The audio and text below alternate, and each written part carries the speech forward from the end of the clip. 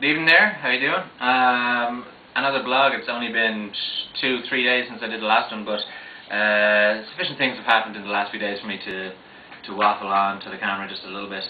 Let's go back a little bit. I was in Nicaragua. I just left these beautiful islands. If you haven't looked at this in like 3 or 4 days, because I literally just updated it 2 or 3 days ago. Just if you're looking at the blog, just click on the thing just up there, and you can go back and check out the beautiful islands. But anyway, left the islands, got back, picked up all my luggage, packed it all up, forgot my chair, that's gone now, and basically headed to the Honduras border on the other side. It was a nightmare border. A nightmare in the fact that I just got the feeling like I was being ripped off. I ended up paying probably about $50, although there was signs kind of saying that you had to pay that money. You know, I could actually see the guy behind the counter who was noticeably drunk putting the cash like in his pocket, and I was like, oh yeah, it's in your pocket, is that why you got no cashier for that? Anyway, they were assholes. So I left there and headed on, and got to the next town, and my choke, I had problems with my choke. I started messing around with it a bit, and then went to a mechanics to get a tool, and these guys were saying it was a small enough town, and basically ended up doing about 2 or 3 hours work on my bike for free. What it was is I've got a spare choke cable, but of course all the parts that you bring, it's never those parts that break, it's always something else just close to them, you know. So basically the choke cable goes into the carburetor, and there's like a little plastic screw or knob, and that cracked, so it was kind of loose. So they just put it into some epoxy and fixed that up, and did it all for free, which is really nice thing that happened in Honduras. So left there mid-afternoon after waiting around for them to do the work, and headed to the Salvadorian border, and that was so easy. So people so nice.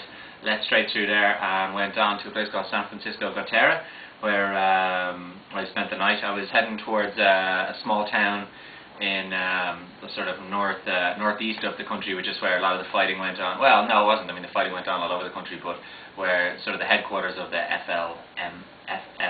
FMLN were back in the day. And there's a museum which I was heading to. I was also heading to a town where there was a friend of a friend that I was going to drop into because I was in the area. These American guys that gave me the number. So next morning got up and headed up to Perqueen, where there's like a museum, and the guy who leads around the museum was actually you know, one of the people who participated. He was a guerrilla. I mean, I think a lot of the country obviously participated in the revolution, the fight there. So he's limping. He got shrapnel in his head.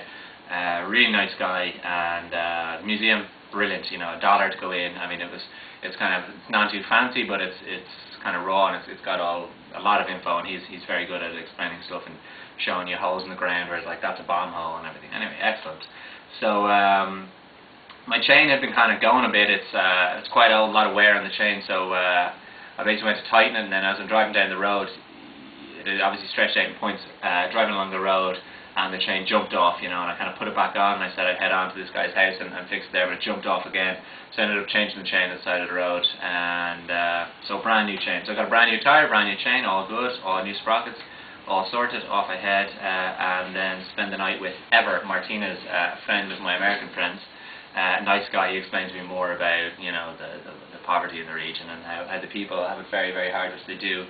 And although there is actually a German charity in the town which have created a youth centre and stuff for them, and pretty fabulous. I wish I had that stuff around when I was young. But yes, anyway.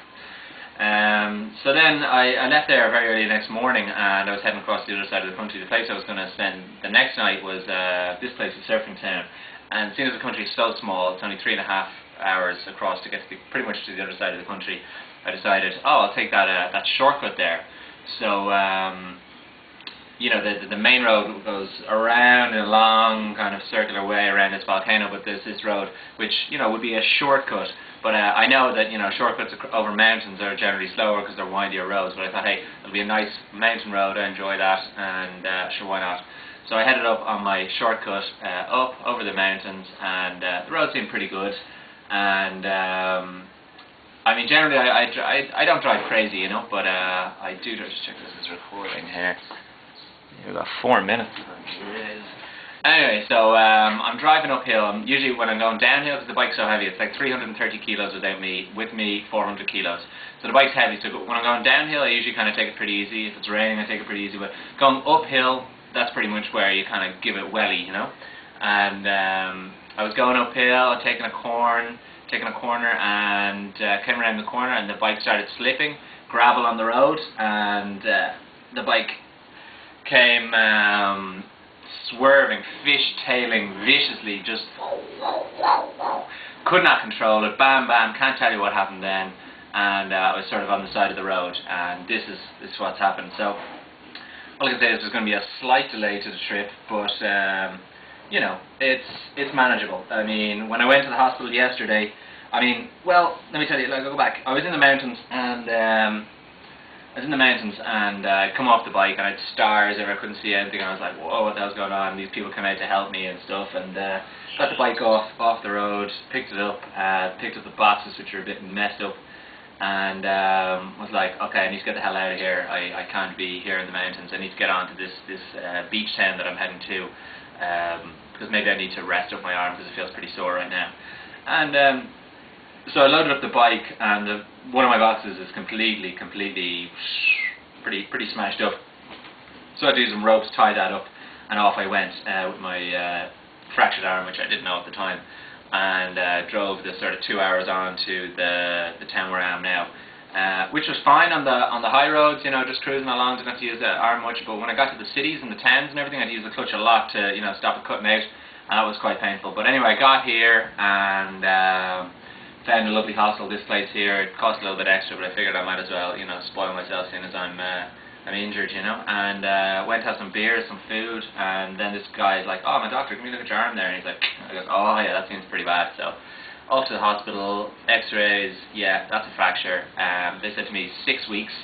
You're going to have that on for 6 weeks. Come back here in a week, and we'll basically re-x-ray it again. This is my room here. This is pretty nice, huh? Toilet, 2 beds, I've only one person there. Instead, we'll go out and have a look at the bike, just survey the damage here. This is outside here, this is the bike. You can see this pannier here. It's like, it's very hard to observe this really, but there's no, like the bottom is kind of fallen out of it, you know. I have some scratches along here and some little scratches. You can see that the boxes are all kind of fucked up there. They're all kind of crashed, you know. And I mean, ultimately the bike is fine, but I don't know if you can see that there. Now the funny thing is, see these scratches here on this side, and this is the side where the pannier has got like the most smashed up, you know. This one's pretty wrecked. This one I had to tie up, and but this side's fine, and then it's kind of like this side that's, you know, this is like a little bit wrecked here, and it's kind of slightly bent off. I mean, you can't really see it that much, but, you know, being vain about my bike, I don't think it looks so cool. Some more souvenir scratches, you know, and I suppose some on my arm there, and this thing here. But ultimately, I guess I'm okay, you know, I'm alive and all that, and not a bad spot here.